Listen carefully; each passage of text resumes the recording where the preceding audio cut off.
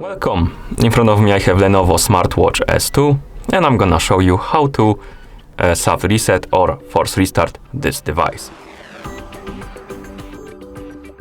Okay, to soft reset or force restart this device, simply press and hold the side button and keep holding it until the watch turns off.